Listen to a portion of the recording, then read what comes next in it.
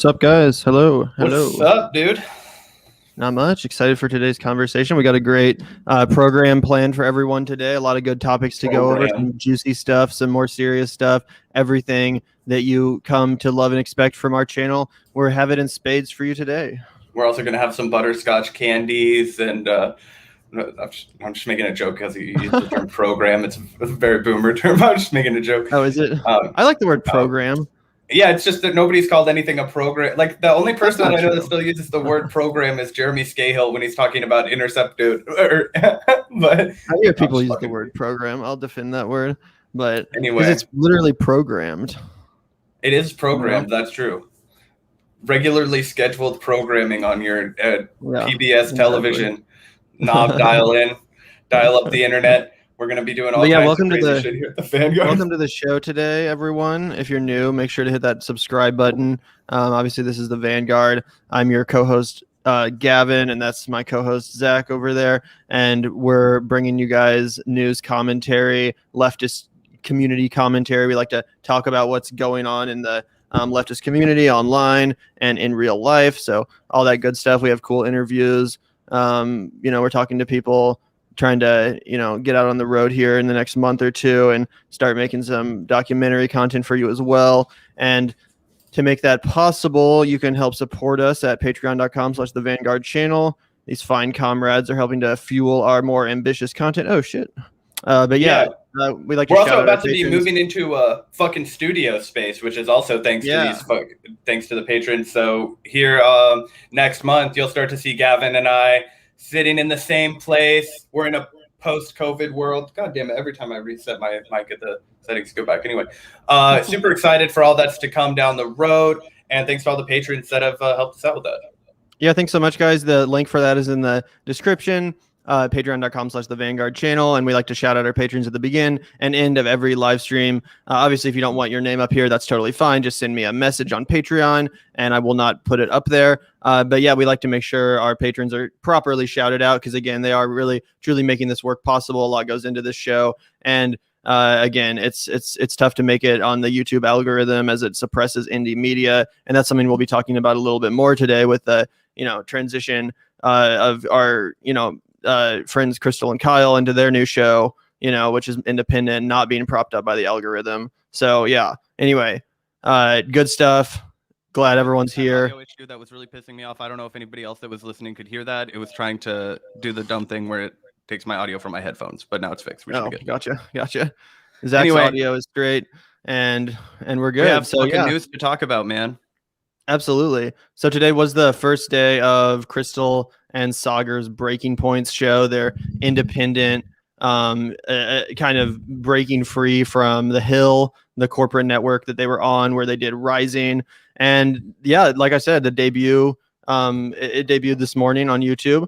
And basically it's essentially Rising, the same show, just under a different name and completely free of any corporate influence. So they have free reign to talk about whichever topics they want without having to feel like there's any pressure or influence coming from the suits or the higher ups. They're completely curating all the news topics they discuss and their guests they have on.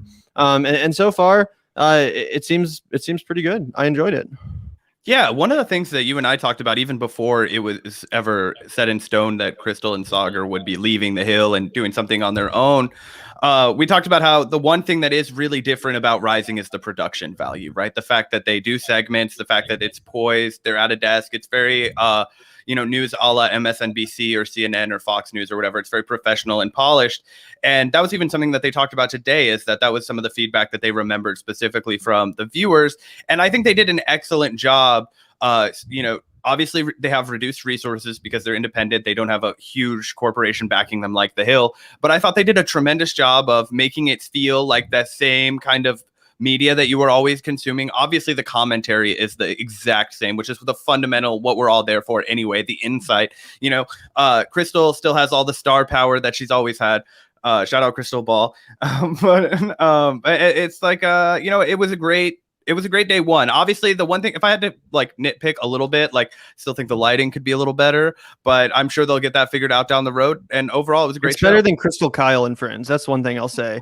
It's definitely better. I don't know if the camera is better or the lighting is better, but the image quality is certainly improved from Krystal, Kyle, and Friends. Which that's my only complaint about that podcast is that they just need to fix the production just a tiny bit to make it look a little bit more professional, and then they'll be straight. Anyway, this new show seems awesome so far. As I said, it seems basically like the same concept of Rising under a different name. They had on friend of the show Glenn Greenwald to be their first guest, so that was not entirely unexpected, but a good conversation nonetheless.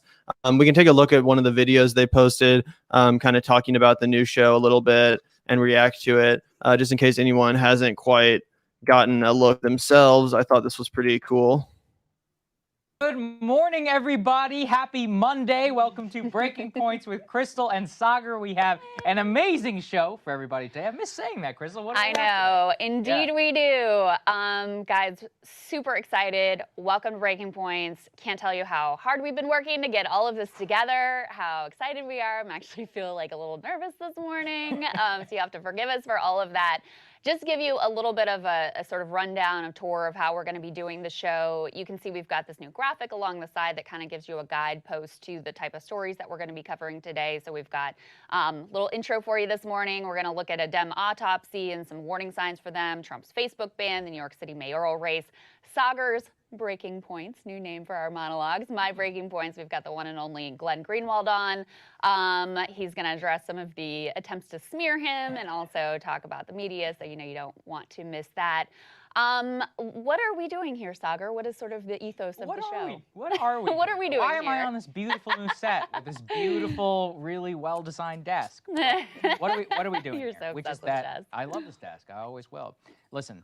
What we're trying to do here, we said this in our mission statement, we said this whenever we announced, which is that we truly believe in making everybody really hate each other less and hate the corrupt ruling class more. And I don't think there's ever been a more politically charged time in America. Yes, January 6th and all that happened. That was like the high water mark, if you will. But the scars of all of that are with us. And the Biden presidency is now as sclerotic as I think both of you and I predicted. And there's just this empty rot, which we're constantly fighting over and asking questions about what comes next. And nobody who works in politics or in the media seems to know. These people are all reporting on January 6th commissions as if that's going to solve everything. We need to be focused on what's actually breaking apart in this country. And I think that that is the core ethos of the show. We want to tell people what the media is not going to tell them. We want to take them behind the scenes about how elite corruption works and really just connect it to the lived experience of your day-to-day life. People know they're being lied to.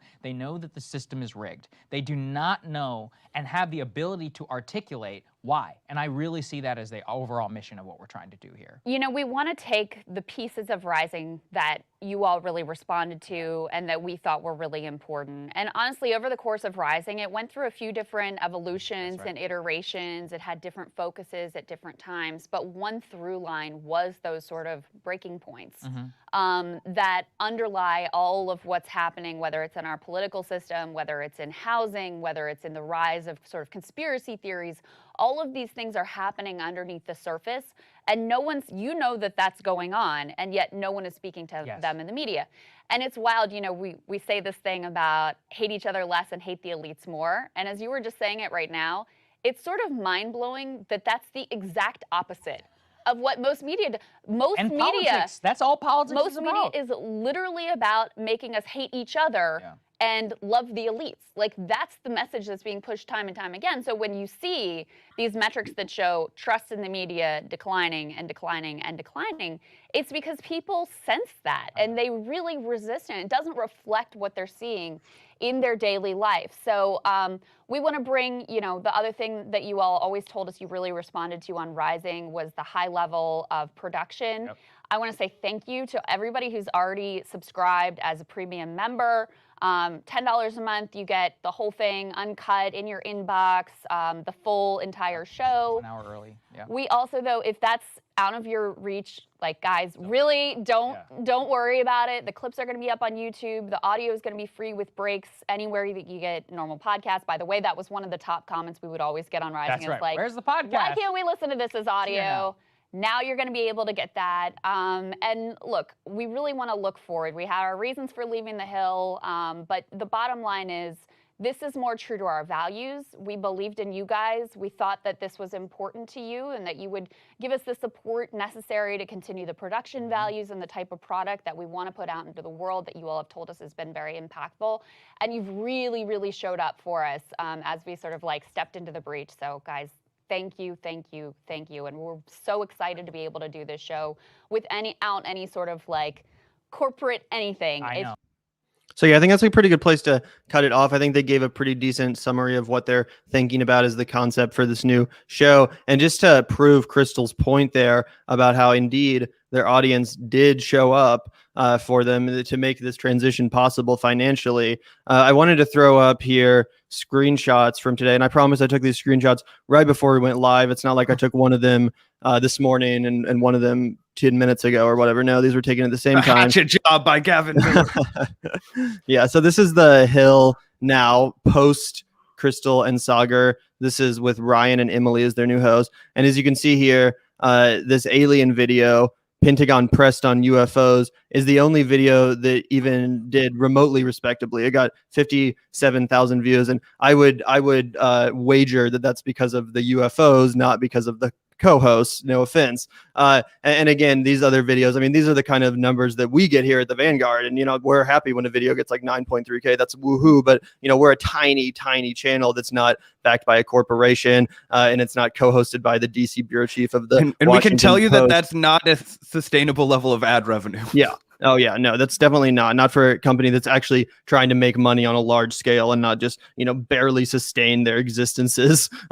Anyway, so again, this is the Hill's numbers post Krystal and Saagar's exit. They're not doing too hot, I think it's safe to say. But if you look, however, at the Breaking Points numbers from today, again, their debut this morning, these aren't most of these aren't even particularly like crazy titles or sexy topics. Like, these are pretty standard issues that they talk about they did on Rising and are now continuing to. But still, you can see that just because of the fact that it's Krystal and Saagar, people know they'll be getting the commentary of two commentators that they actually trust and respect. The views are way higher. We have 61,000 about this race in Texas. And then here we have this one that I wanted to talk about this specific clip because I think it's hilarious that this is by a landslide their biggest clip of the day, and it's because so many people are misinterpreting the headline. I think it's everybody's like, oh my gosh, Saagar's decided to be the lefty and Krystal's the right winger now, but really they're literally just talking about the position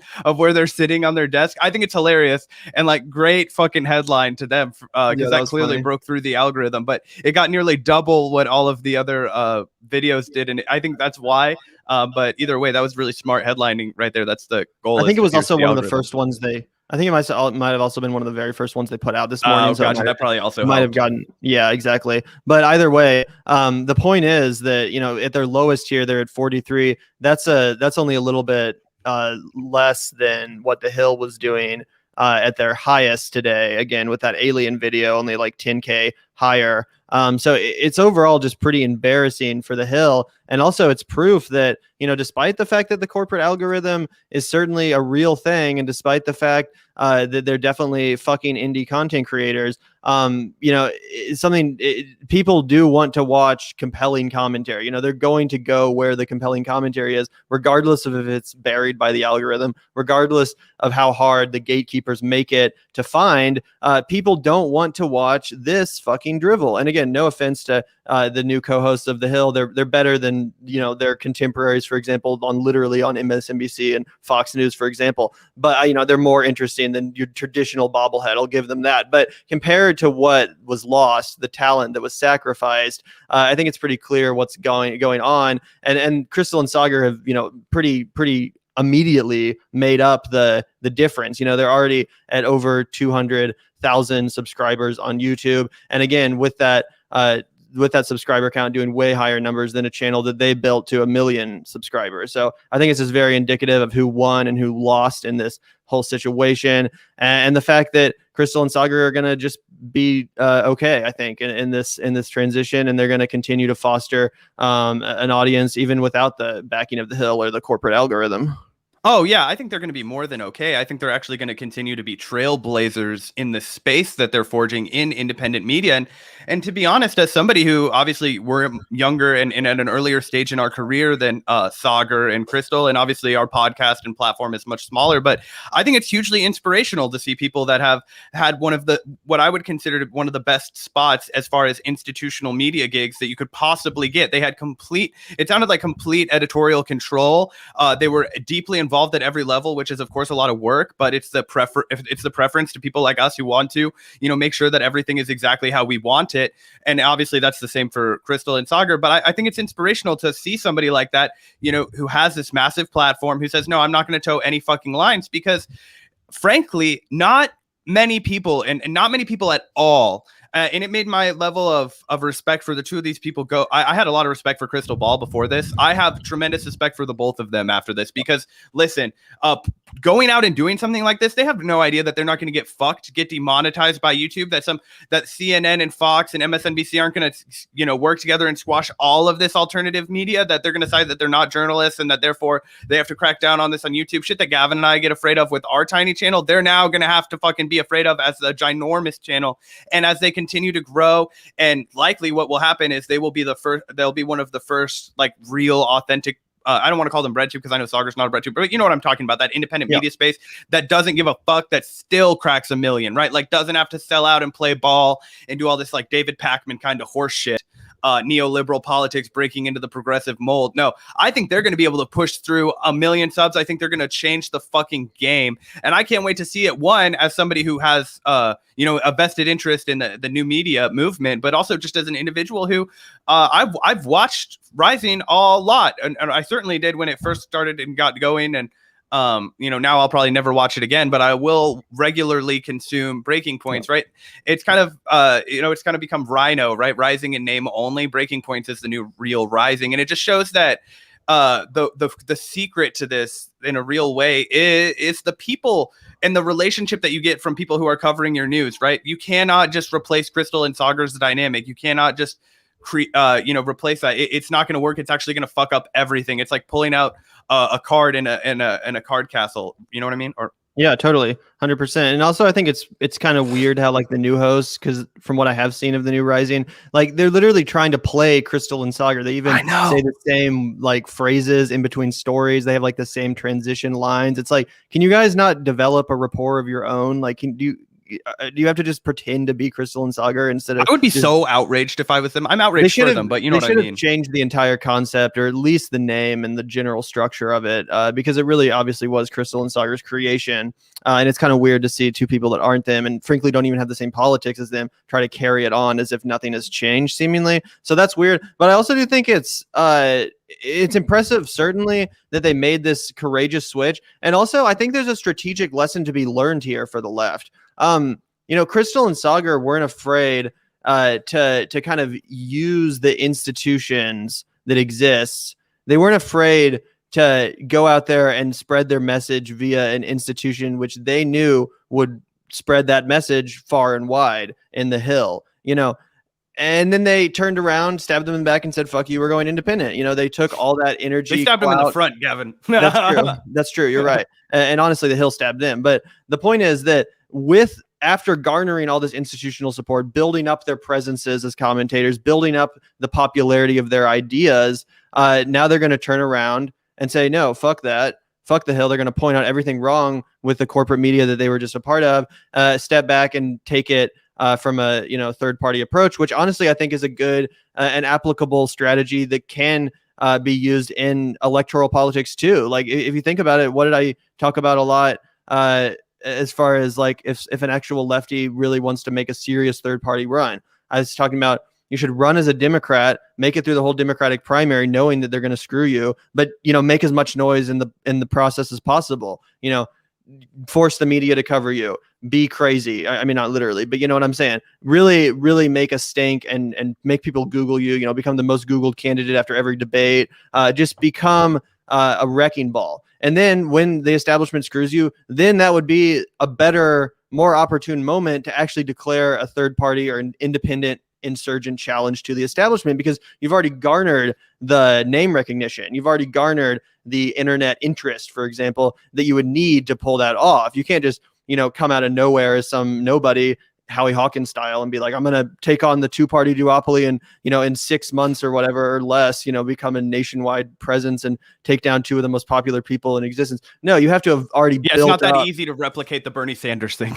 Exactly. Yeah, you have to, and yeah, exactly. And there's just not enough time usually by the time that a general election is comes around to do that. So I think there's a good lesson here, and I'm, speaking a lot to make this point, but the point is that sometimes the left is very afraid to have anything to do with institutions, corporate institutions. But sometimes we're shooting ourselves in the foot by enforcing that purity standard at all costs, because, personally, I think it's a great thing that, Krystal was able to use that algorithm to her advantage, use that platform of the Hill to her advantage to spread her message of anti-elitist, anti-corporate populism far and wide, like I said, and now they can section off and spread the truth about what's going on in the corporate world, educate more people as a result, and hopefully funnel more people into the independent media world. People that previously, maybe wouldn't have ever checked out this part of YouTube. They would have written it off as a bunch of crazy people with webcams and USB mics, and now someone like Krystal Ball is giving it serious credence, and we can say that. From experience, Krystal literally shouted us out and said, go sub to the Vanguard. So it's super cool that, and overnight we got like 1,000 new subs or something. Yeah, exactly. And I really respect that, not just because I like her commentary, but because now she and Saagar are realizing that, no, they're not in the corporate world. They're in our space now. This is our stomping grounds. This is not the corporate world, and they're a part of it, whether or not it's fashionable to be. You know what I mean? So I think it's a good thing to not that they're not trying to be above that. They're not trying to, you know what I'm saying? You know what I'm getting at? No, 100%. It actually reminds me of, and we talked about this movie a lot, and a lot of people hated it for different reasons, whatever. But there was the Tom Hayden and Abby Hoffman argument in the movie Trial of the Chicago 7, which was rooted in real political disagreements that the two had. For people who don't know, Abby Hoffman is a legendary, leftist. He wrote this book called Steal This Book, which was, it's actually, you can see it behind me. That's not planned.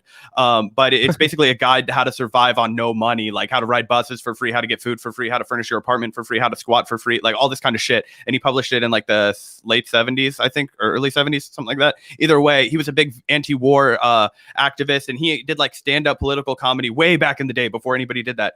But anyway, Tom Hayden was played by Eddie Redmayne's character in the movie The Trial of the Chicago 7 that Sorkin directed. But they had this big disagreement about how Abby Hoffman was always being a big showman, and he was always doing it really big and bringing cameras and making himself this like big star.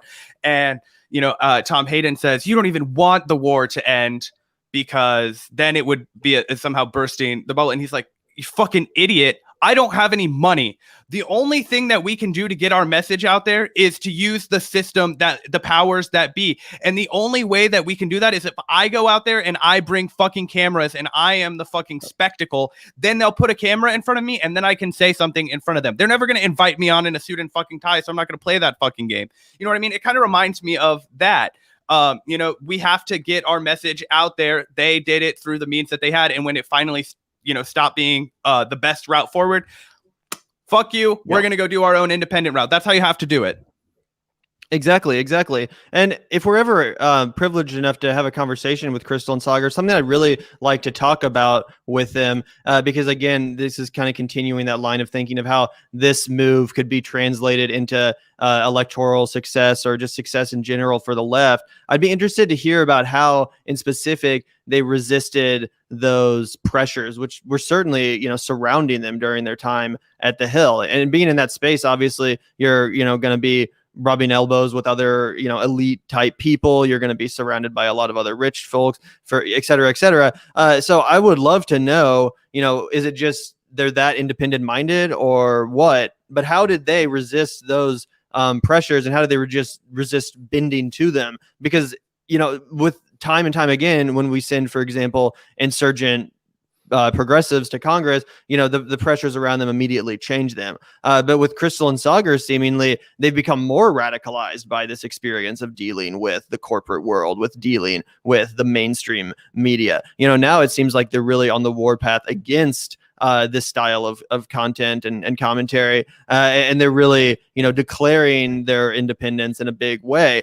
So it's interesting that they were able to resist that so well. And it does make me think that, maybe if Krystal Ball had been successful in her congressional campaign, we might have gotten a real squad member out of that.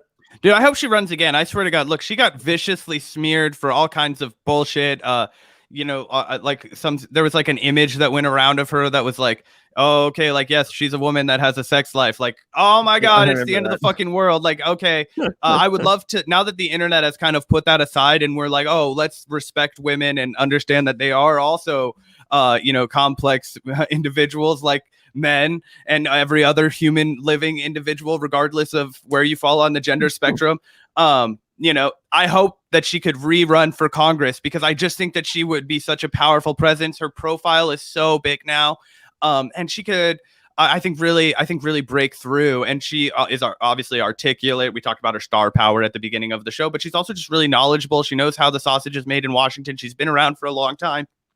I think she's the perfect kind of outsider to run for office. So and obviously she's done so before. So it's not like, at no point in her life did she have interest in it. I would love to see her maybe branch out again. Also, hear me out. And I know that this may not be a popular take, and maybe it's a dog shit take, but it seems like something. What?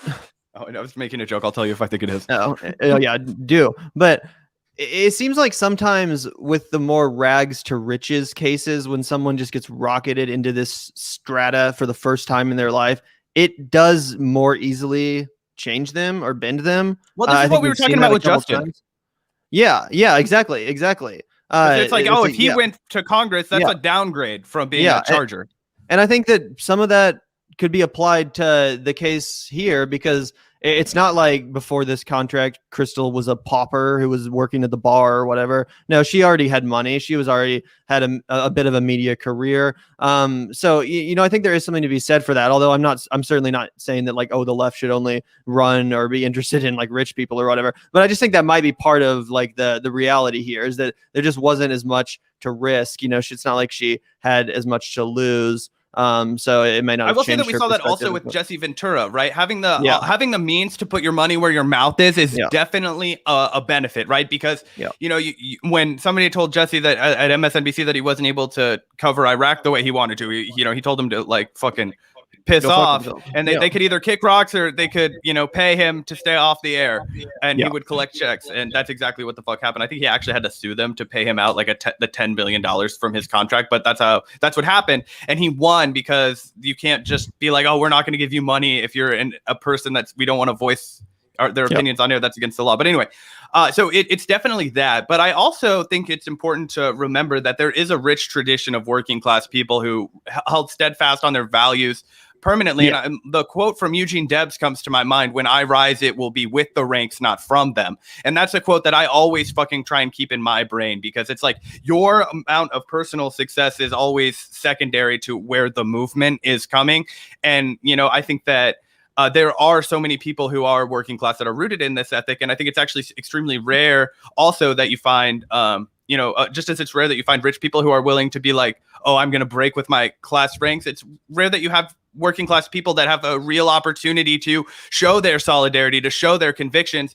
And so while we have been let down tremendously by multiple individuals, even people that I really believed that when Cori Bush went to Washington, that she was going to make a fuss. When we asked her, as to, super green interviewers, she was one of the first podcasts we ever did. It was a double podcast with her and Brent Welder. Shout out to Brent Welder. He's a real one. She was like, I will do this because I have no choice. The people in my city need these $2,000 retroactive checks, right? you know, and Corey's credit, you know, she voted no on the policing bill where AOC voted present. That was all coordinated though. Yeah, 100%. Yeah, I'm just trying to say, like, obviously, like, you know, it's not like she hasn't done anything, but way less than what she told us, that personally, what she told the Vanguard and everybody else that voted for her, fundraised for her. And she was the one that I was holding out as like the realist of them all. So it's like, if I've been disappointed by that, Yeah, I do have to recharge my, plug in my router real quick on my internet. So I'm going to play the rest of this Breaking Points video while that happens really quick. So you're not, okay, cool. Just talking by yourself. It's totally reliant on you all. I couldn't be more excited, and I'm blown away. I mean, this is a final message to the suits, which is that we don't need you. If enough people believe in your product, you can make something happen. And because of all the premium subscribers, we are going to be able to do this. And more importantly, we are going to be able to continually improve. So we heard your feedback, which was that the audio wasn't at the level where you guys want. So because of you guys, we were able to hire an audio person who is here on the set, who's going to be helping. And if you have any more feedback, I'll send it over to him, and I'll be like, what's going on here, man? I'm just kidding.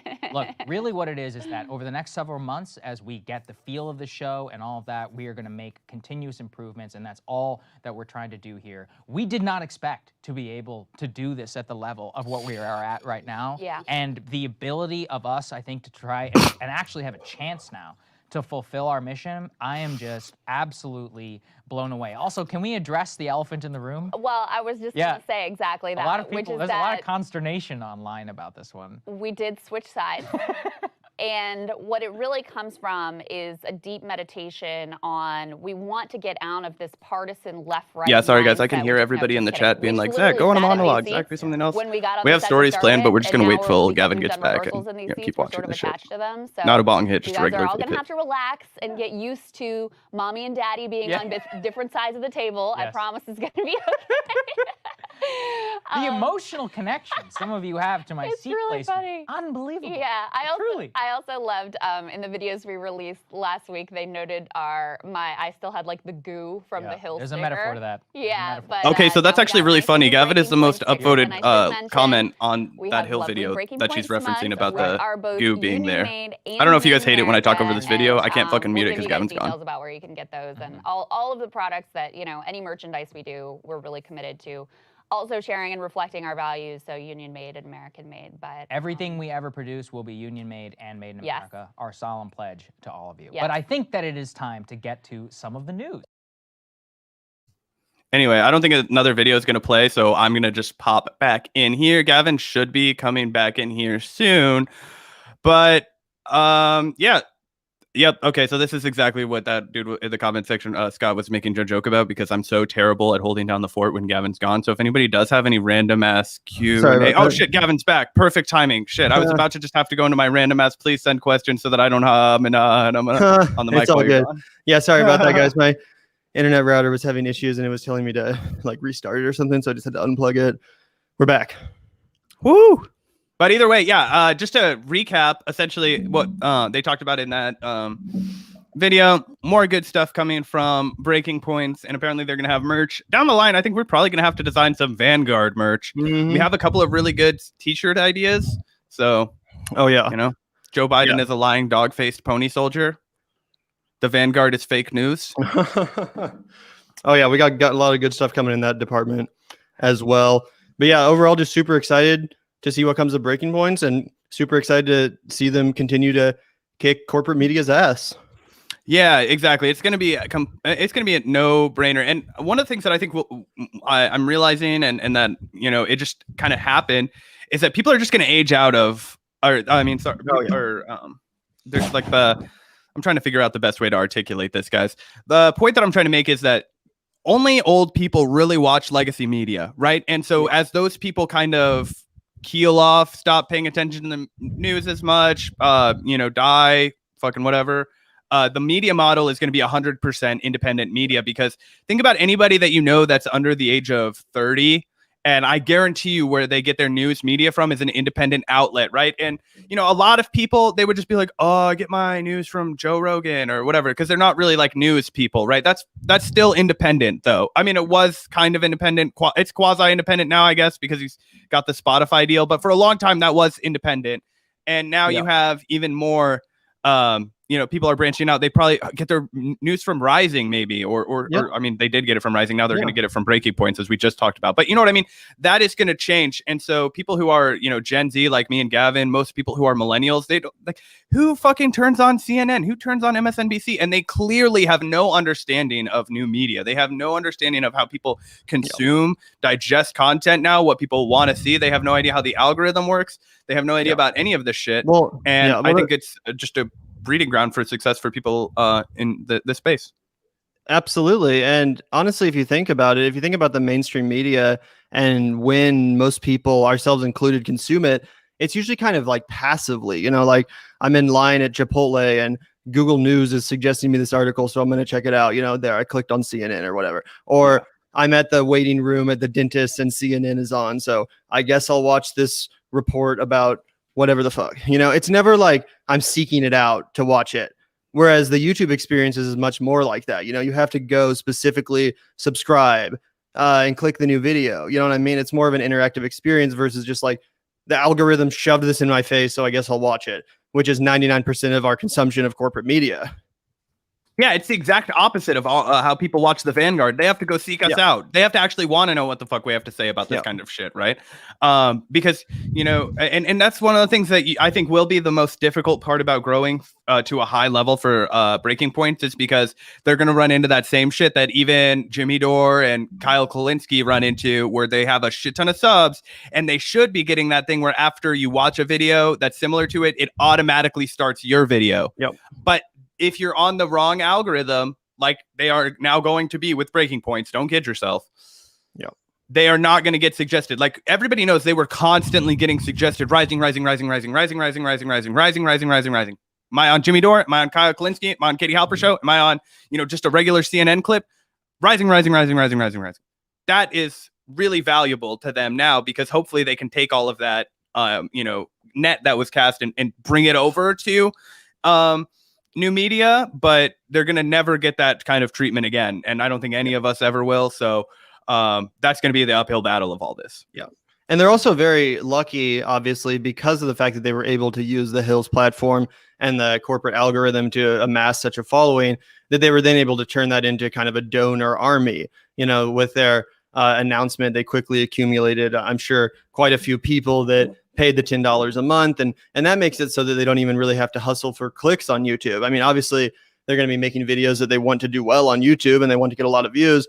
But with that, base of support from their core audience, it really doesn't matter to them now if they cover a video or cover a topic that isn't particularly sexy, that no one particularly cares about in the mainstream. Obviously, that affects our coverage here to some extent. We just know that certain issues aren't going to get as much attention as others, and we still cover them usually on our live stream, but that does affect people's coverage. It can't be denied. So I think that's also a really cool move here, and something that's inspirational as far as thinking about how to really curate an audience and a show where you're accountable to no one other than your audience and to your actual genuine beliefs. Yeah, exactly. And you're right that it happens to everybody, and that you have to just try and be so aware of it that you kind of counteract for it, because you're right. There are all times where I think, oh, should we cover this? And then I'm like, obviously it's probably not going to do well, but I'm like, this is important. Like, we're going to have to cover this anyway. And, it's just forcing your audience to fucking come with you on that journey and be like, we have to talk about this, even though it's not sexy.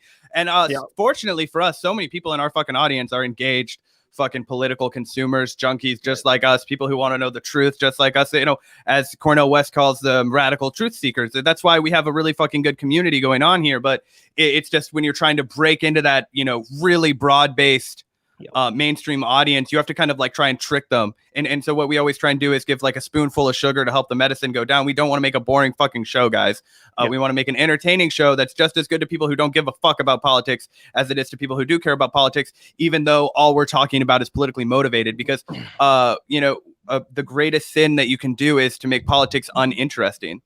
Exactly, especially when you're talking about issues as important as the ones we talk about and that are as crucial to people's survival, and that's a great point, Zach. And I've liked to describe it in the sense that, you can't really easily get a dog to just take its pill, but if you pop that pill in a fucking piece of cake, the dog's going to eat the shit out of it. You know, that's kind of how you have to think about it sometimes when you're packaging a piece of content or political commentary. You know, we're talking about super serious issues that the vast majority of people wouldn't go out of their way to learn more about. Unfortunately, how do you get them to click anyway? How do you get them to watch anyway? Because again, these are serious conversations, and obviously Zach and I do like to have fun on the air. We're not afraid to, you know, give you guys an entertaining show, but that doesn't mean we're not just as serious about these issues and, you know, just as serious about our priorities as anyone else in this space. You know, this is stuff that, you know, keeps me up at night. This is the stuff that, you know, I think about all the time and how to further these goals. So,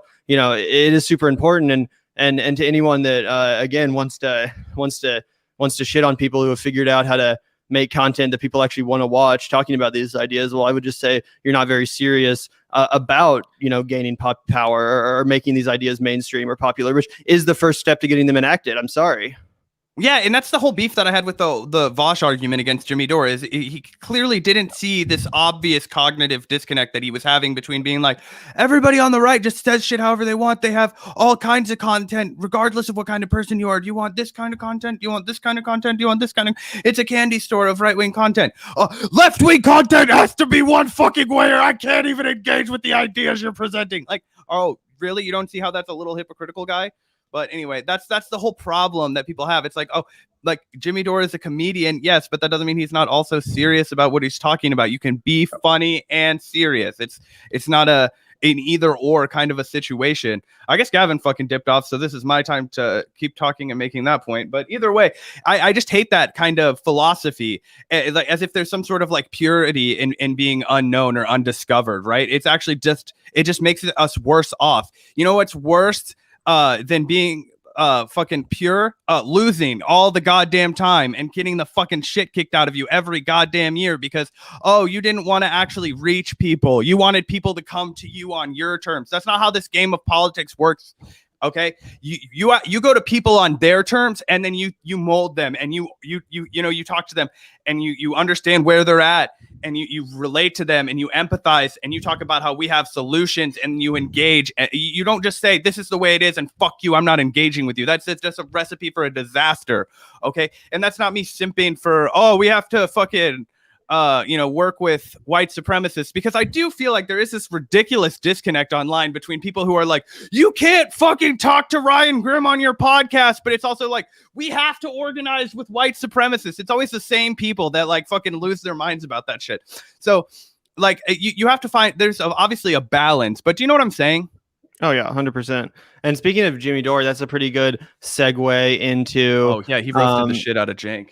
Yeah, into this latest continuation of the drama that's going down in the wake of the Young Turks' ridiculous smear of Aaron Mate. Obviously, that clip went viral. We reacted to it here on the Vanguard. We roasted TYT along with most of the rest of the left at this point. You know, it's a pretty small ragtag band of supporters at this point that are defending the Young Turks, and that number is dwindling daily as they continue to embarrass themselves, as they continue to just completely throw any potential that their show once had in the garbage, not just with more ambitious things like funding journalism via TYT Investigates, which would be great, but also just the content and tenor of their show. It used to seem a lot more edgy, used to have a lot more personality. Nowadays, it really just feels like corporate. And they were willing to go places. Like we just watched what was it, last night, 2 nights ago? You and I hung out and drank some beers and watched that debate between Aaron Mate and Cenk Uygur on TYT. They would never fucking host something like that anymore because they would be too worried that it would make them look bad or fuck something up. And also, just to answer a quick question from the chat, no, I did not fucking watch that Floyd Mayweather exhibition. That was a cash grab and that was a fake fight, and I don't want to talk about it. But anyway. But yeah, anyway, I just wanted to put up these tweets on screen because I think it's fair to say that Cenk and the Young Turks should be downright afraid to tweet at this point. Literally every time. You almost have to feel bad for these motherfuckers. Literally every time they get brutally ratioed in hilarious fashion by either Jimmy, Aaron, or someone else who's bringing up this drama or past drama. But here's an example where Cenk, puts out this idiotic fucking tweet, just so stupid. And I don't even. This is one of these tweets where I genuinely can't tell if Cenk just put this out here to get people angry and to get attention, or if he actually thought like, oh, this is a good tweet that I'm going to put out there and I stand by this or whatever. So he says, I'm proud that TYT is not in any quote unquote camp. We point out BS of Democrats and Republicans. We point out absurdities of those in the extreme left that weirdly have become obsessed with defending Russia. The establishment lies incessantly to protest the status quo. Blah, blah, blah, blah. Trump is a lunatic. Thank you, Cenk. And obviously, you know, Cenk is still extremely sore over the fact that he thought it would be a good idea to go all in on the Russiagate narrative. You know, during the entire Trump era, Cenk was beating the fucking Russiagate drum daily, promising his viewers that Mueller was going to take down Trump and that it was only a matter of time before Trump would resign in disgrace and be rejected by the Republican Party. I'm sure you guys all remember the tick, tick, tick, tick bullshit if you were watching at the time. That was pretty much the incessant theme of the show. And just like Rachel Maddow, he basically kept people coming back that way. You know, come back tomorrow to see the hammer drop. Watching is your activism, essentially. That's what they were trying to create. Exactly. And obviously when Bob Mueller's report, you know, came up short and the whole narrative imploded in spectacular fashion, Cenk, not having the humility to just accept defeat and accept where he was wrong, continues to hold on to this and continues to paint his political opponents and those on the left that have accurately assessed the Young Turks' coverage of Russia.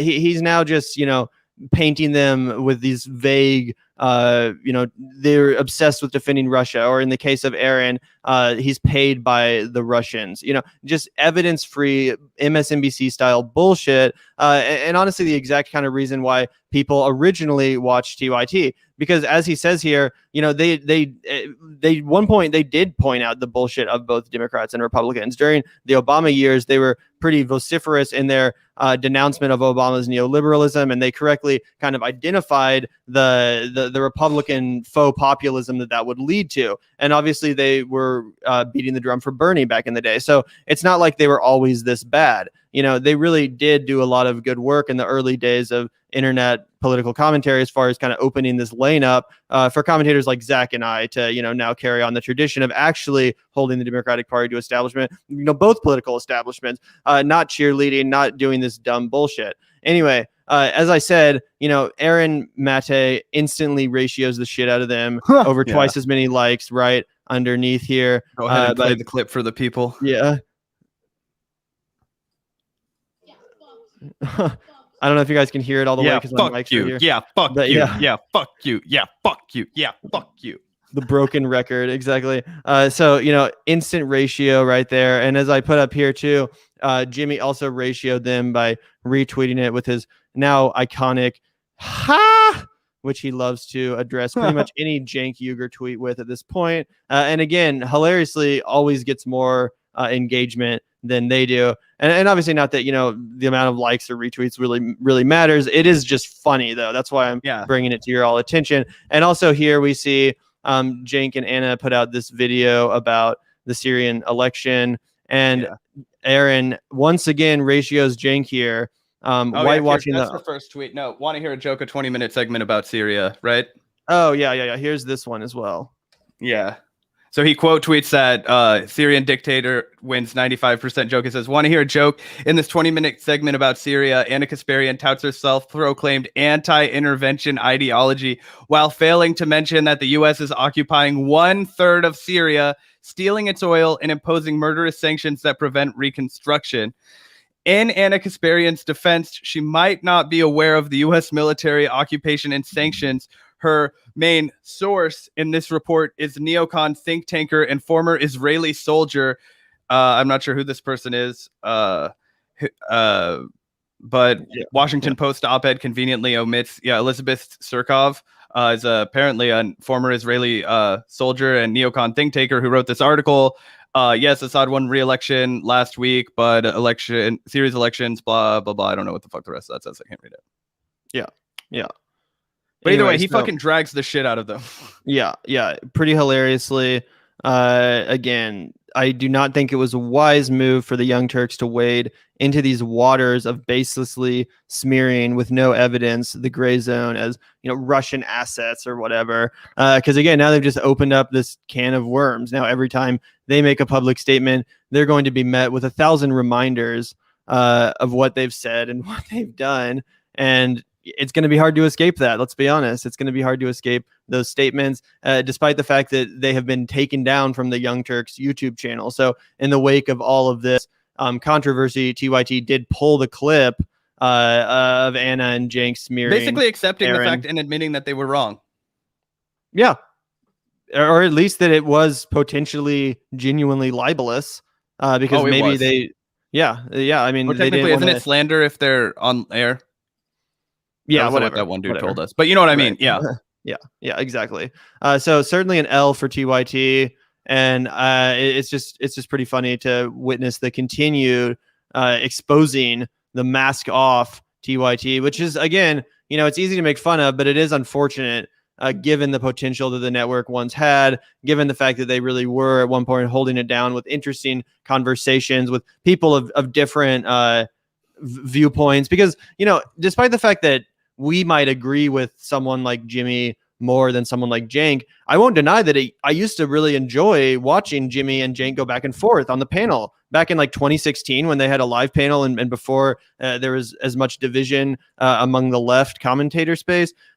It was actually awesome watching someone like Cenk Uygur and someone like Jimmy Dore push back on each other. Because let's be honest, these are both men that need to be pushed back on sometimes. And it was good to have them there to hold each other in line and to keep each other in check. And it's just insane to me that Cenk Uygur was seemingly so egotistical that he wasn't able to understand that was the appeal of the show, that people tuned in to see the differing opinions, not just this, in this echo chamber, which it now is. They don't have anyone on their panel ever that would disagree with the standard line of logic that they tout on the Young Turks, that, Cenk's opinions, basically. No one really. Yeah, that's what I mean. You never see Aaron Mate on there to debate him because they'd rather just slander his fucking ass and not engage in good faith on any of his arguments. And what's crazy is the change in tone over just the last couple years in the Young Turks. It's just the fact that they've been hammered so fucking badly that they're bleeding their audience like crazy, that they no longer have the respect of anybody that is what we would have once called a true progressive. Now fucking everybody calls themselves as now they're trying to desperately cling to Trump shit, just like mainstream media and legacy media. But because that's failing, because Trump is becoming so irrelevant, they don't know what the fuck to do. So they're just going after independent journalists that are trying to break stories that are inconvenient for them because it exposes the fact that they actually are not a progressive watchdog outlet, that they're not willing to, challenge the narratives, that challenge power, just like Democracy Now!, which really broke my heart. Now they won't have Aaron Mate, they won't have Glenn Greenwald, they won't have anybody that's challenged Democracy Now! Publicly on their platform. It's just stupid.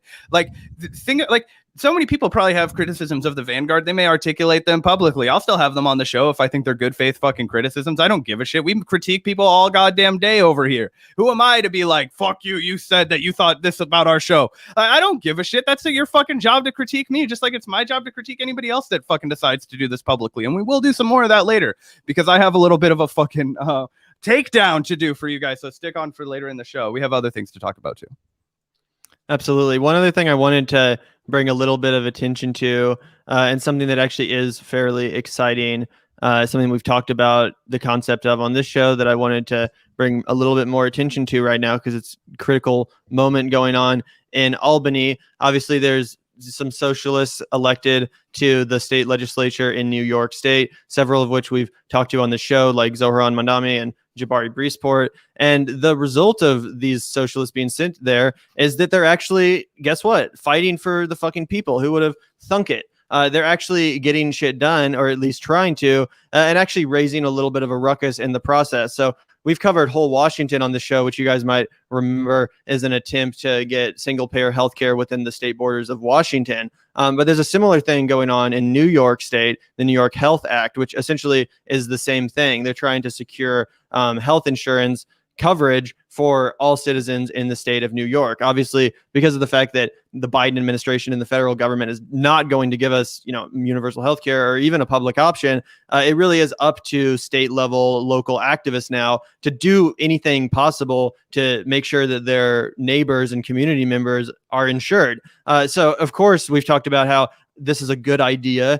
Maybe there's a few flaws in the idea, but overall, what the fuck else are you going to do? Wait around for the next Bernie Sanders to hopefully, get elected? That's an insane notion when so many people are uninsured and so many people are underinsured.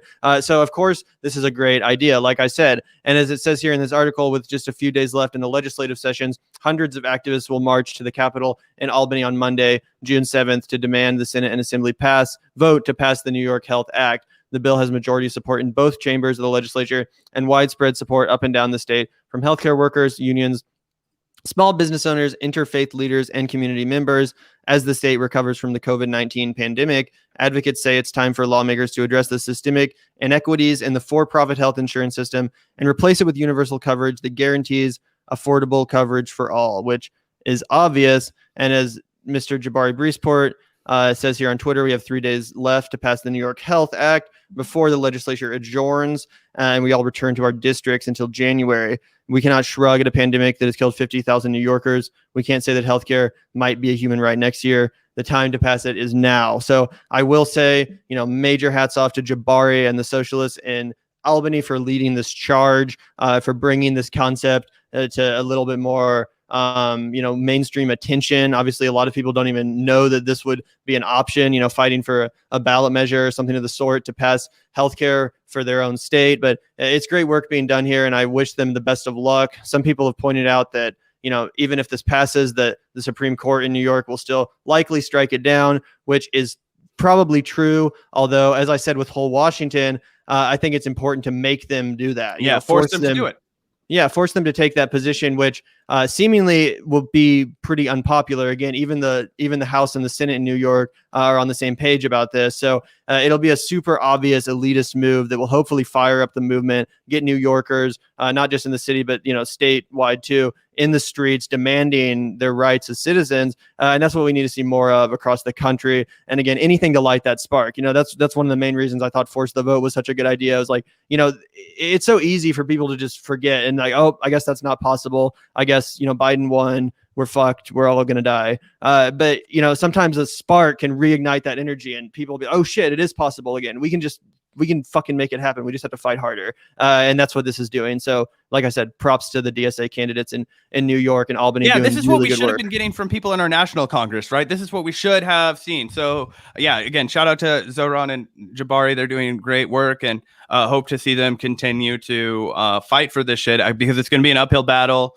to get it passed. And then you're right, it will definitely get struck down by the court. And when they do, there's going to have to be a huge movement of organized protests to basically force that to change. So, but yeah, we'll keep covering that just like we've been covering it in Washington, and hopefully more states can take this initiative, start fighting for it on a local level, or at a state level rather, because we don't have the time to sit on our hands, and Joe Biden is not going to pass Medicare for all. In fact, he said he would veto it. I fucking believe the guy on that.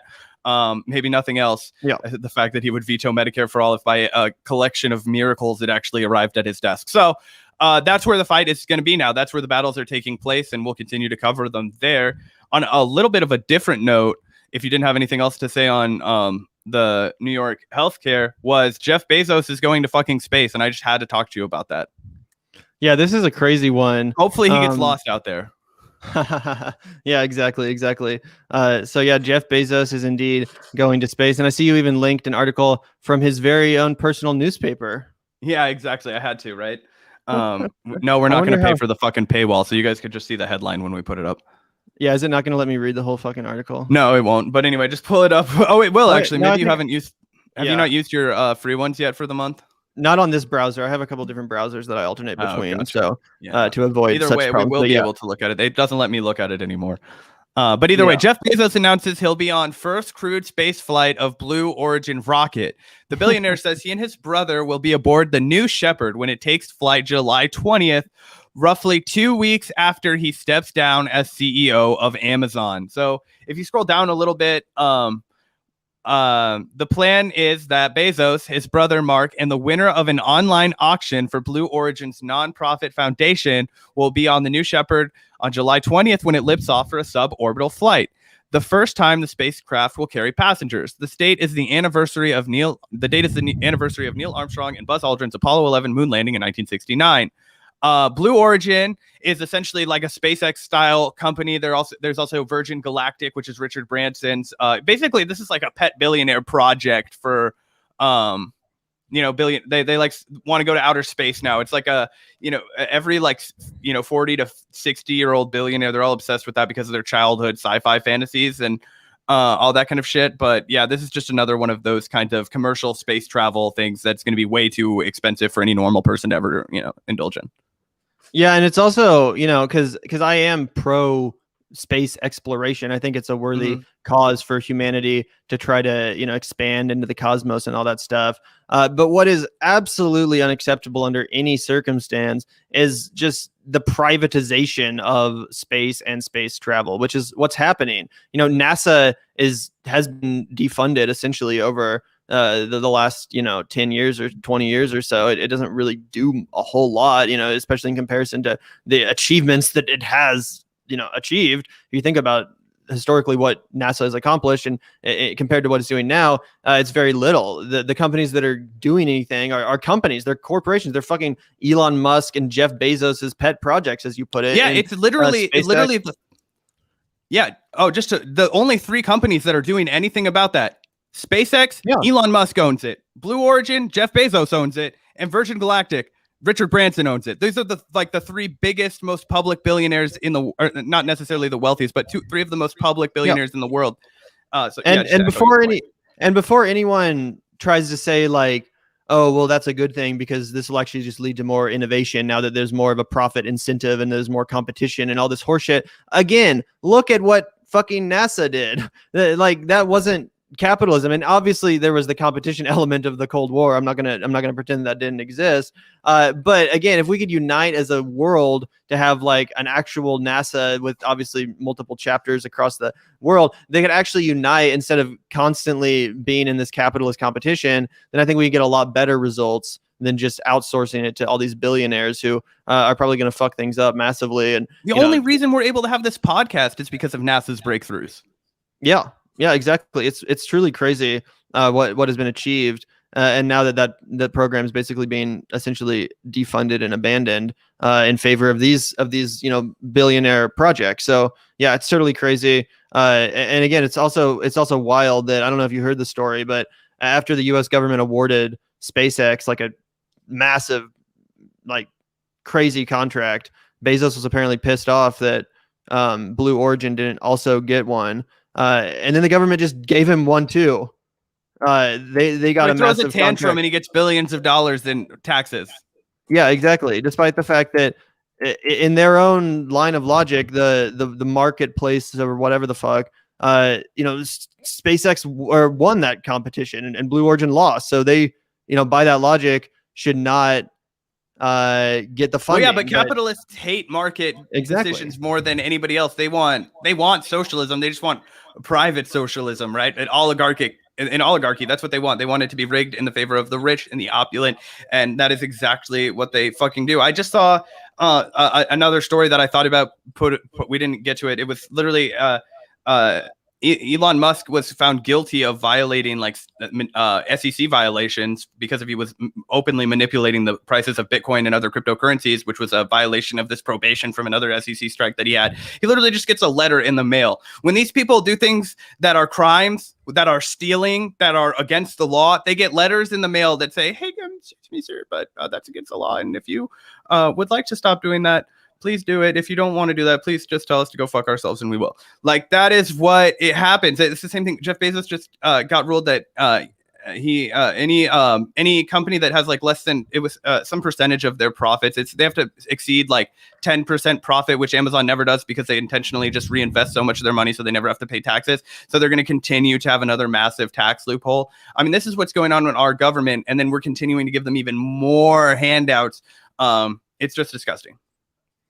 100%. One other thing I wanted to get your reaction to. This is a kind of funny story, I would say.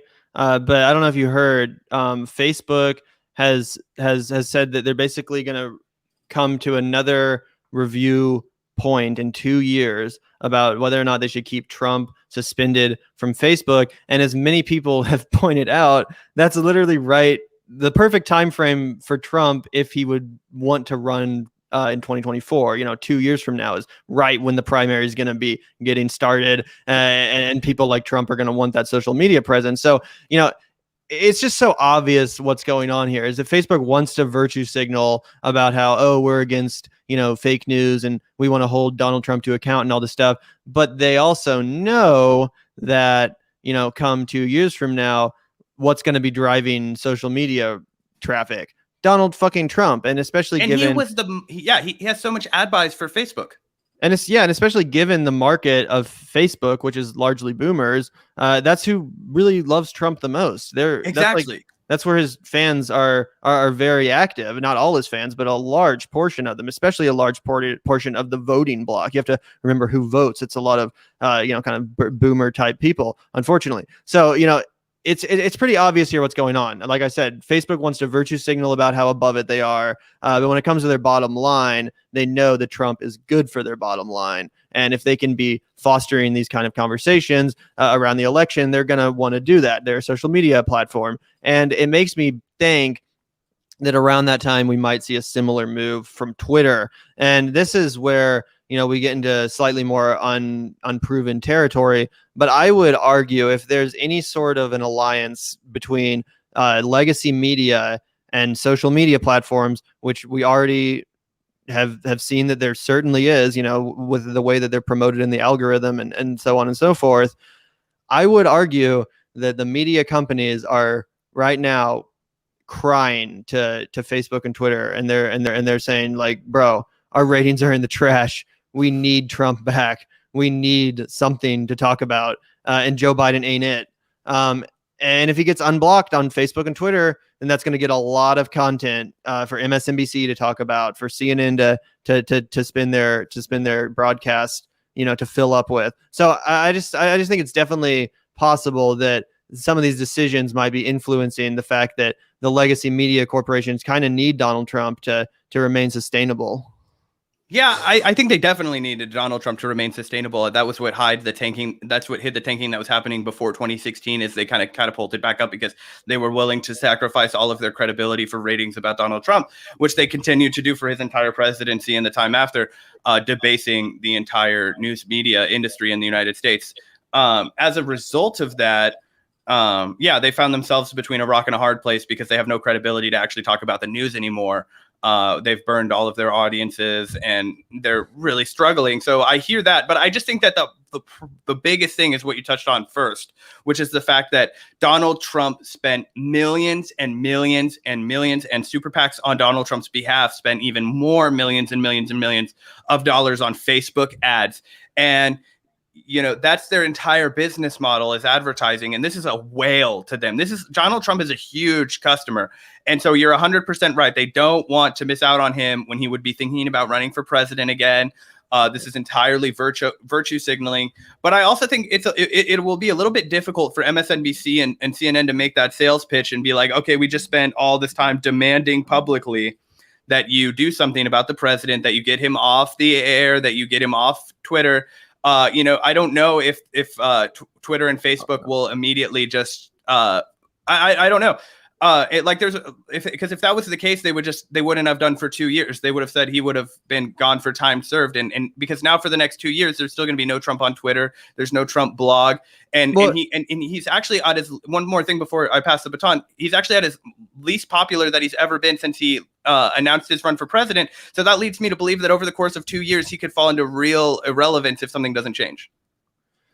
Oh yeah, he absolutely is, which is why I think they're in freak out mode. And despite the fact that they pressured the social media companies to do what they ultimately did, doesn't mean that was a sincere, belief. That, I mean, they also would have told you that they wanted Trump to lose the election. Oh no, I think it's just an optics issue. Despite that, it certainly would have been a better for their business if Trump had won. Obviously, like we've seen, their ratings are in the toilet. So it's kind of that vicious, or I guess that rock in the hard place, like you said, where it's like, should we continue to virtue signal, even though the end result of our virtue signaling, what we're calling for, is actually bad for our bottom line. So I think they're probably just coming to a realization now where it's like, we were able to be the resistance network for a while and successfully, but now there's nothing to resist necessarily. So they're going to have to bring back something to be the resistance network towards again, to get people tuning in again. Because, that's what people are wanting to come back for, especially MSNBC type viewers.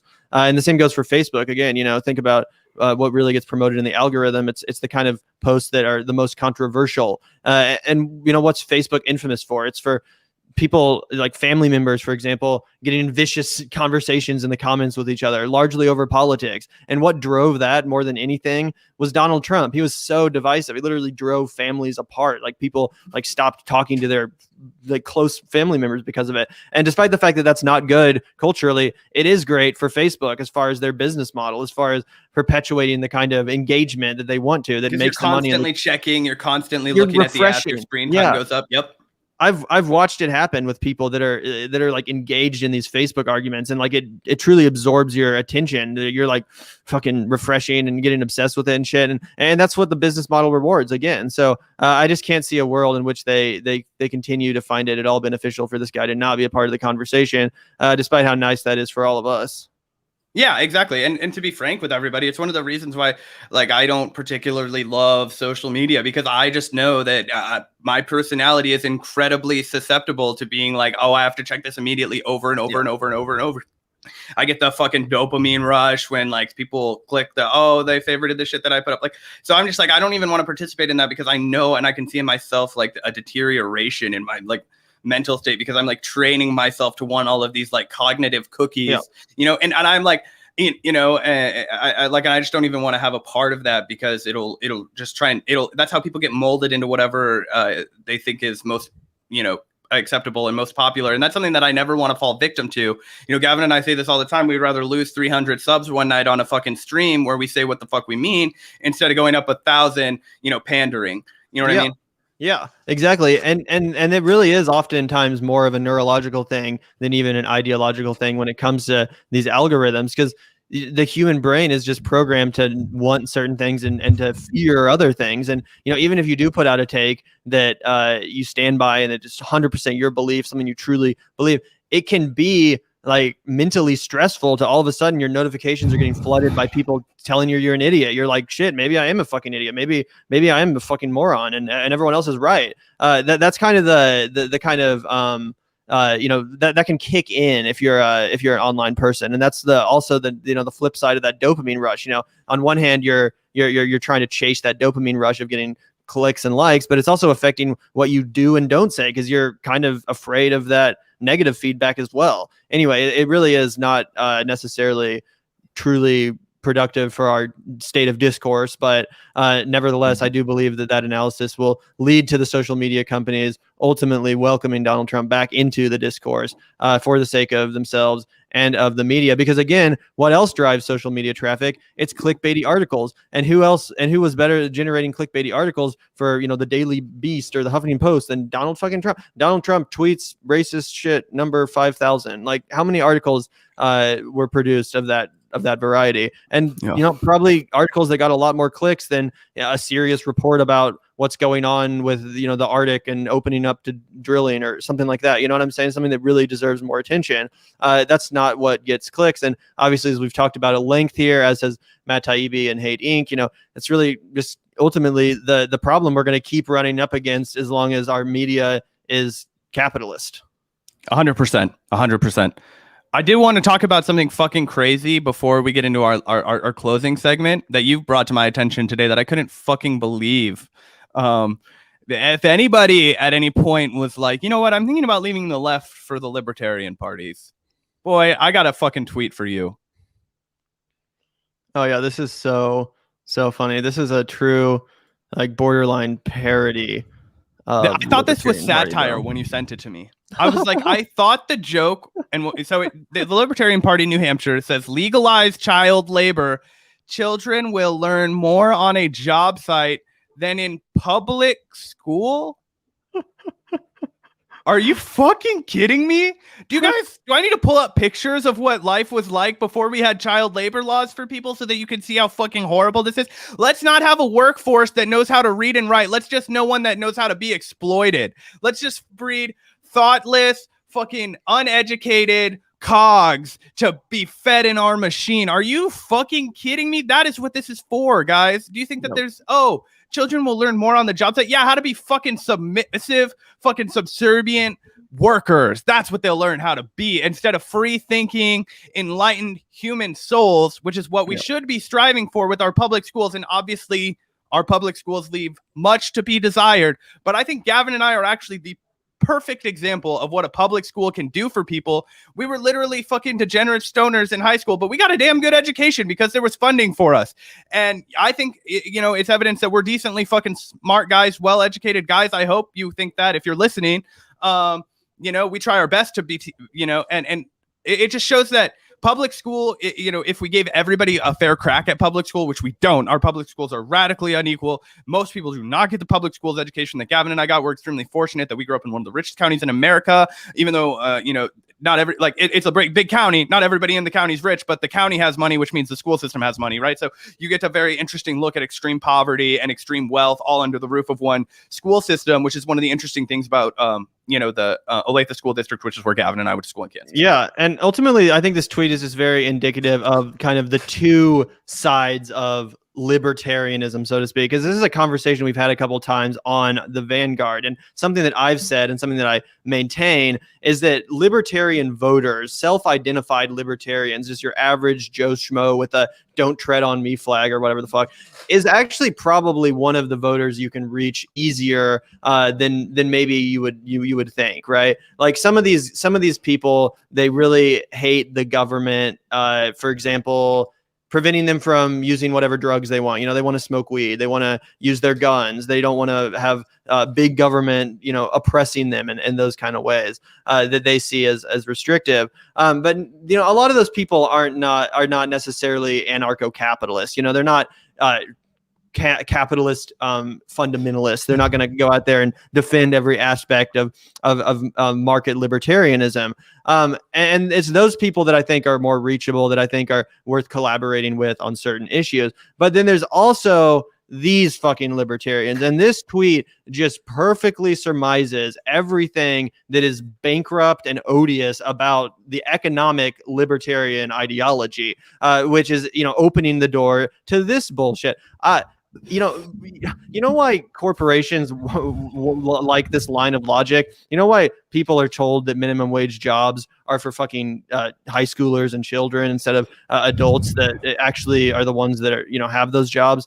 It's because fucking kids already are on their parents' insurance. The corporate job that's employing them doesn't have to provide them fucking benefits. They get to exploit them to the maximalist extent and pay them as least as possible, because if you're 14 years old, then $725 is a pretty decent. I mean, if you're not having to support your family, if you have healthcare and you're just fucking around like I was when I had a minimum wage job in high school, then it is fine. And that's what they want. They want to have a workforce full of people that don't need benefits and that are easily exploitable because they don't actually need that much money, which in reality is not the case. Most people working at minimum wage jobs are, like, for example, a single mother or just a family man. There's a lot of people that work single jobs in this country. I would argue probably the majority of them that are not in that situation where $725 is going to meet it, or $825, or even $1025 or $1125. Or even $15 an hour, guys. That's the bare minimum we're talking about.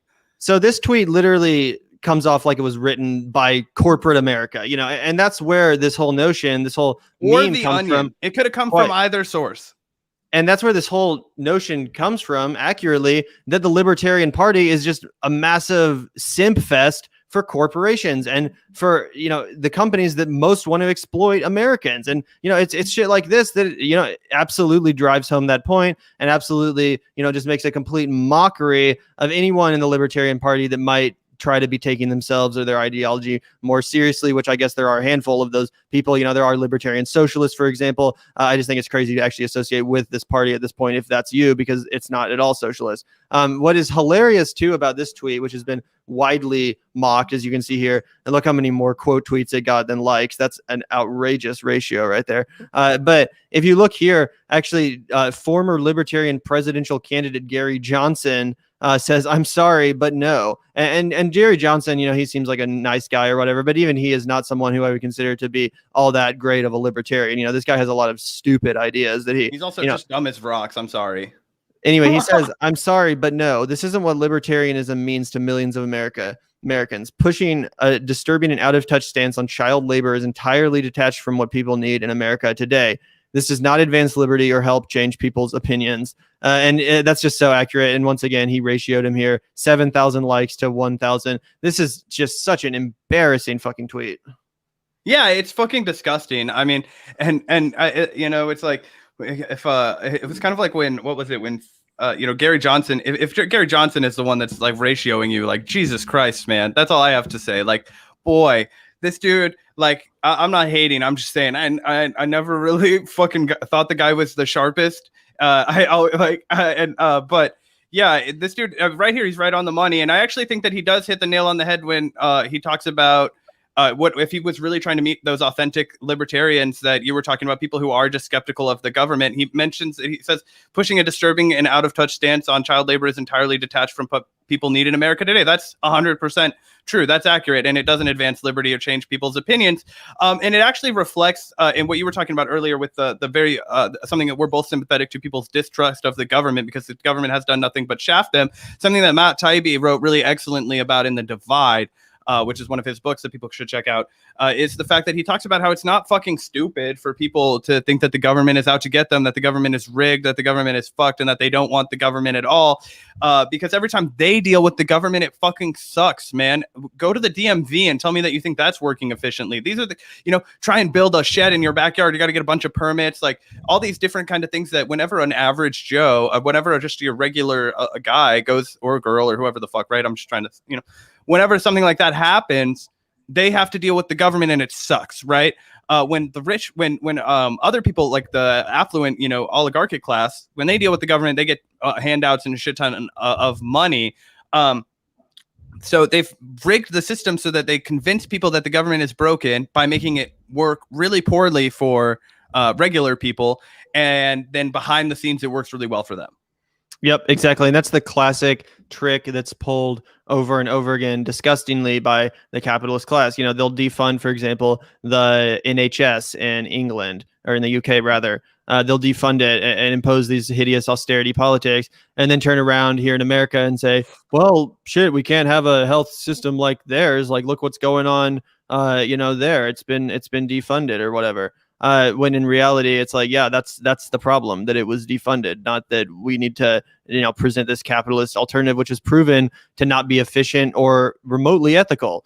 So, it's just crazy. And I think that that's definitely just another example of that. And when it comes to what you were saying, you're absolutely correct. People do have a right and a valid reason to not love the government or to trust the government. Again, we live in a country which incarcerates more than any other in this world for drug crimes, nonviolent drug crimes. That's insanity. And that's just one of many, many reasons, totally valid reasons to have a burning contempt of mistrust of our government. Look at how COVID was handled. There's endless examples of the government lying to us, betraying its people, squandering our tax dollars, bailing out the elites at the expense of the working man. It's disgusting. And again, you can't really blame anyone for being super anti-establishment. The problem is that there's a lot of people that are also simultaneously to being anti-establishment quite ignorant, and they don't necessarily understand the way power actually works in this country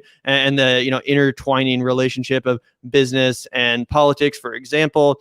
So they might be convinced of an ideology like economic libertarianism by someone who seems really smart and is speaking to a lot of the same broad appeals that they feel. And then the next thing you know, they've been convinced that anarcho-capitalism is the way out, when in reality, that's exactly what the corporations want you to think. They want you to think, oh, just give us more control and we'll make things more equitable. We'll make things better. It's like, you think the government doesn't work? Okay, you want to, so now we're going to get rid of our last voice that we have and how everything is fucking run. Like, are you kidding me? The last semblance of any democracy. Yeah, exactly. And the reason I bring that up is because these people can be convinced of the right way out of this. They don't have to be led down that rabbit hole. And that's why I don't think we should even necessarily completely abandon or cede the term libertarianism to the Ayn Rand types.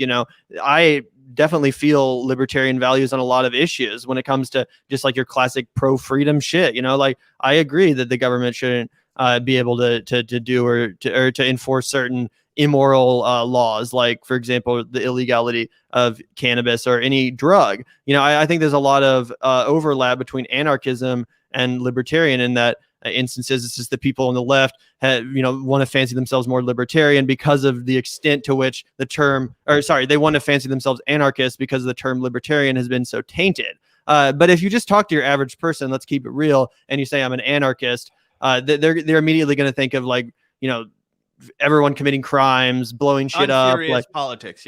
Unserious politics. The term libertarianism is a little bit more of a good conversation starter. You can go up to someone like your dad, for example, Zach, and we could probably have a good conversation starting off from the fact that, like, yeah, we're both libertarians. Now, what does that mean, and how do we differ? You know what I'm saying? Versus a different framing. Anyway, I think there's some valuable lessons there, just when it comes to optics and when it comes to convincing other people, because again, there's so many in this country that do have a very valid and deep-seated anti-establishment sensibility. They really do have a distrust. They just don't know how to properly channel it into solutions that are actually going to uplift them and their fellow proletariat. They're being misled, and that's and Noam Chomsky, just one thing before we move on from this, is Noam Chomsky actually points this out, and when he talks about, from a linguistics perspective, the term libertarianism in America, it has, like we said, it has this meaning of anarcho-capitalism, like, as just unmitigated market, laissez-faire economy, right? Whereas in other parts of the world, basically everywhere else besides America, go figure, the term actually does imply and connotate more of that Kropotkin, mutual aid, anarchist, leftist, libertarian, socialist rhetoric. That's what's implicit in the meaning of libertarianism overseas. If you were to have this conversation with one of our, somebody that's, in the UK or, somewhere else in Europe, where that's where they've kind of had their political education, libertarianism to them would actually be intrinsically that left libertarianism.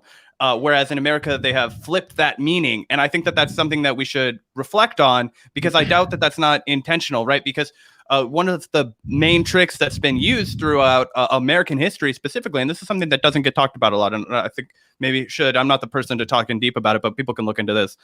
Way smarter people than me talk about it. But the thing is that there's a societal issue, and this happens not just in America, but throughout societies for thousands of years, is that if there's not a word for something, people don't have a way of communicating it with each other, right? They can't think about it as something that they want, right? It's kind of like, to give like an interesting or like an off-topic example, like certain places in the world, they don't have names for all the colors that we have. Like, we have very specific names for colors. So if you point to something, they'll be like, that's blue. And we'll be like, well, no, that's like teal. And they'll be like, it's blue. Or you'll point to something orange and they'll be like, that's red.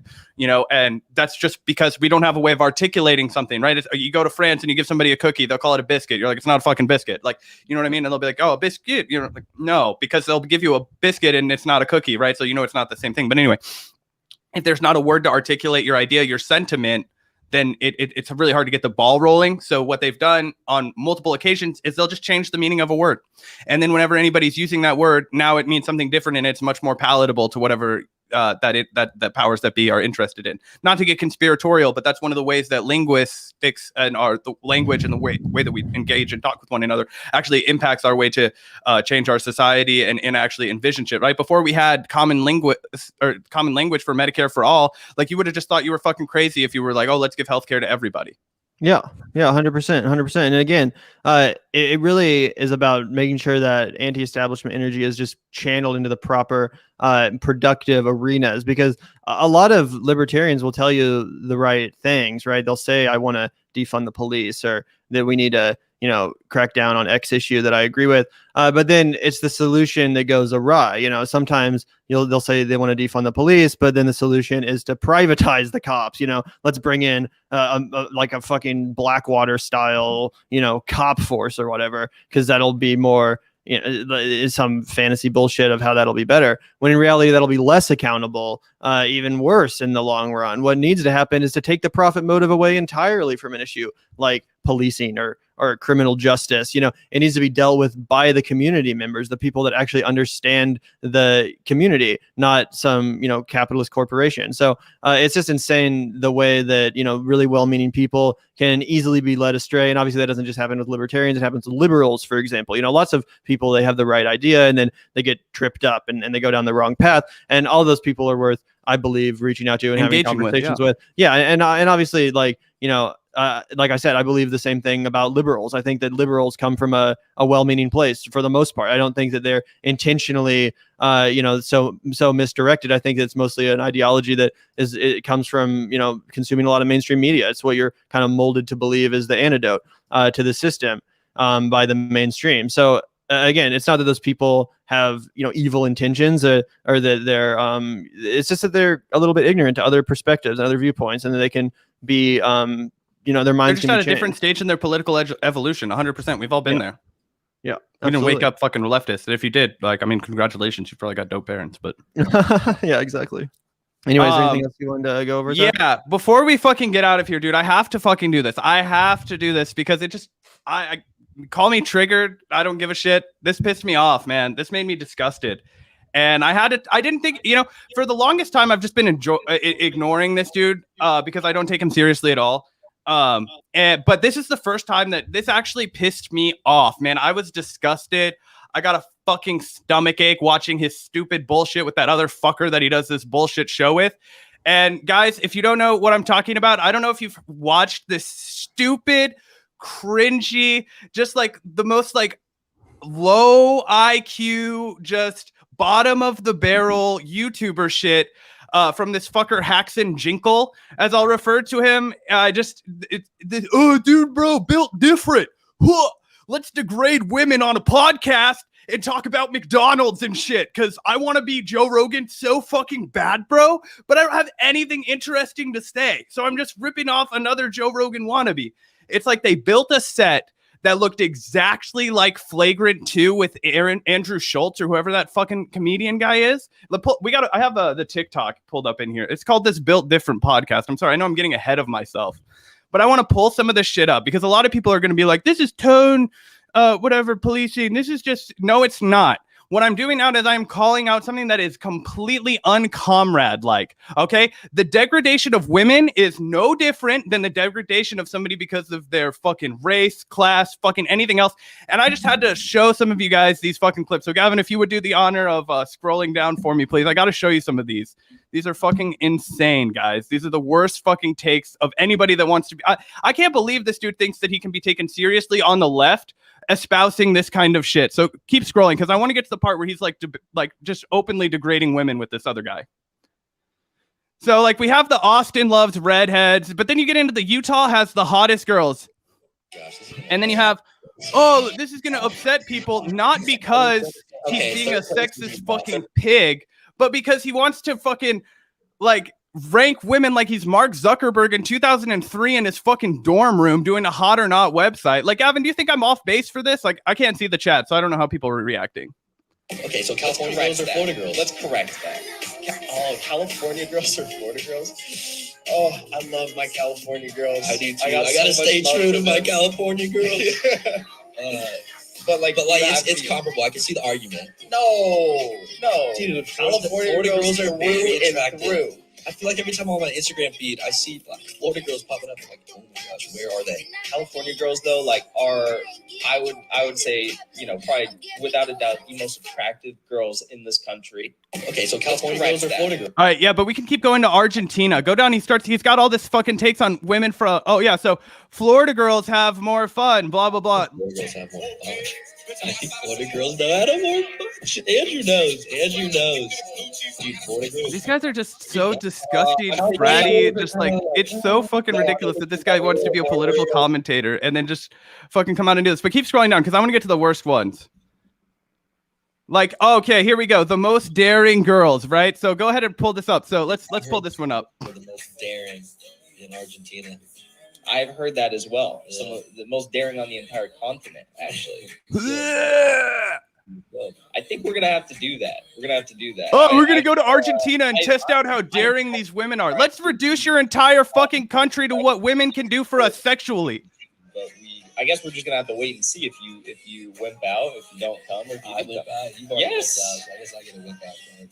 I heard that the women. He also has another one where the stupid fucking the tie is all like, oh, if you're just looking for a blonde-haired, blue-eyed girl, man, it's California. Like, what are you doing, dude? Like, Utah has. I can't even fucking engage with this. So occasionally we'll get fucking chats, DMs, Patreon messages. What do you think of Jackson Hinkle in the dive? This is what I think of Jackson Hinkle in the dive. This dude is clearly just looking for a lane. You can go, he's got this built different fucking thing. You can go back and watch like a couple of years ago. He was trying to just be a regular YouTuber, licking your finger, sticking it in the wind and deciding what is popular. Fuck you, dude. Fuck this. I can't even, I don't know. Anyway, do you have anything to say, Gavin? Yeah, I would definitely say that it's cringe AF. And I certainly think that if you're trying to exist in like the leftist lane and also be doing this as like your side hustle, it's not a great look. It's a little bit weird. It's a little bit, and it definitely is demeaning. I'm definitely not going to deny that. Like if you were doing this about class or race or any other thing that wasn't just degrading women, people would be totally outraged. Yeah, no, it's pretty gross for sure. And what I will say is also equally really just disgusting to me and lacks all journalistic integrity. We've been trying to get an interview here at the Vanguard with Nick Brana for a while because we have a lot of serious criticisms of the way that the Movement for a People's Party has been running, and specifically in regards to their lack of financial transparency and their complete lack of accountability, refusing to take any tough questions from anyone that has them. So when I saw that, Nick was recently on this dude's show, I was like, okay, that's cool. Maybe someone else that's nominally in our lane will hold him to account and ask him these questions that we want to ask him. I watched the full thing and it was like a softball interview. It was like watching Brian Stelter interview fucking Jin Saki. I was like, what is this shit? Like, why would you even do this? Why would you just give this guy another platform to spread his bullshit? And again, if you guys want to check out our videos about MPP to see what the issues are, they're available. I'm not going to relitigate it all right here. But those videos exist. You can check out our issues with it and find out more in-depth members details. Of the MP on, you can watch all of that. We've done a lot of work, probably more work than anyone else on BreadTube, as far as actually diving into that issue. And again, the fact that he hasn't actually had to take any tough questions on it is crazy. So if I got Nick Brana on my show, I would love to have a serious conversation with him, actually trying to hold him accountable as someone who's leading an organization which lots of people donate to and volunteer. He's basically the boss. So I think it's pretty crazy to just give a softball interview to that kind of a figure when there have been serious concerns raised by activists and, ex-participants of the People's Party that we've gone into on our show, that we've talked about, but that we're not at all broached in that interview. So I just thought that was very irresponsible. And again, something that I personally would not have done. Oh, of course we wouldn't have done that. But why do you think that Nick Brana won't come on the fucking Vanguard, dude? Like, obviously that was why he went on that show. Franco tried to have a conversation with Jackson Hinkle about MPP. The guy wouldn't hear any fucking criticisms about it. Franco's another guy. If you don't want to come on the Vanguard because you think we're ugly, you like the sound of our voice, I don't give a shit. Go on Franco's show. That's another guy who has no problem asking real questions of his guests. If I was going to give a big compliment to Franco, I would say he does that. He does it push back and engage with guests really well. That's another show that I would be just as happy to see Nick go on because, I would expect some pushback. So this isn't just us bitching that he won't come on our show. If he went on fucking Secular Talk, that would be amazing and it would be horrible for him. But, you know what I mean? Yeah. Anyway, I would say overall, definitely, definitely some cringy stuff out there. Dude, it's so cringy.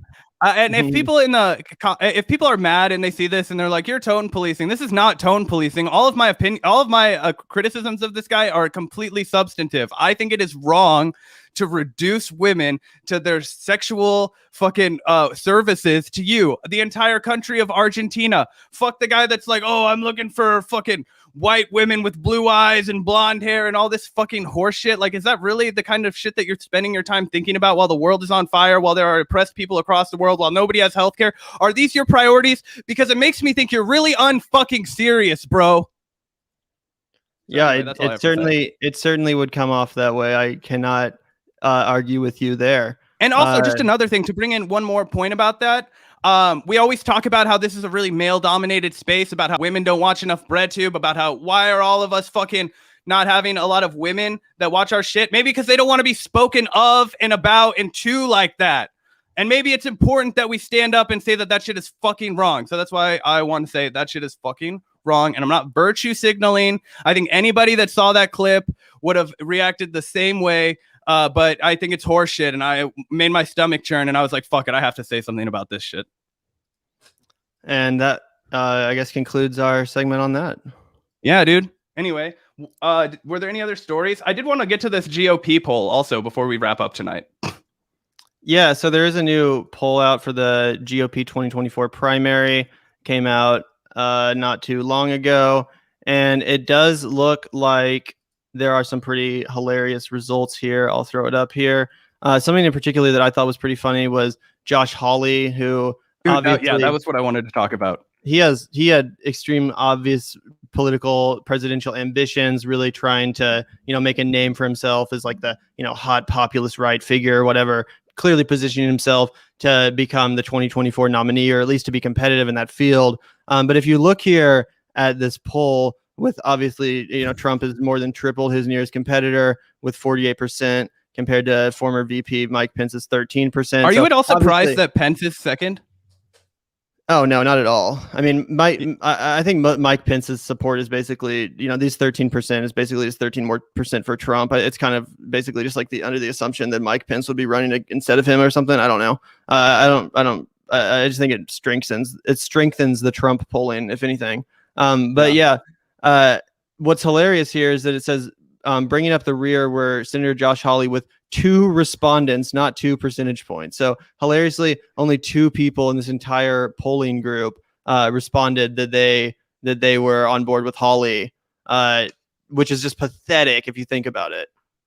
Yeah, that was why I wanted to talk about this, because I was apparently so wrong. When in 2018, when I was first starting to pay attention to Josh Hawley, it did seem like there was a lot of support for him online and a lot of potential for him to be like a hotshot for the Republicans, right? For a while, Saagar's on Rising seemed to be really flirting with the guy. And so I made the case, I think like a few weeks ago, that I thought that he would, or maybe a few months ago, that I thought that he would be a serious contender if, something happened to Trump. And, clearly not. That was completely off base. His support has totally eroded and imploded. And to the extent that he maybe even he might even get challenged as a primary challenger in the Senate. So clearly that's his political aspirations aren't going much farther. Yeah, and nor are a lot of the other people that would have maybe at one point, I guess, been considered a front runner. If you see here, Jesus Christ, fucking ads.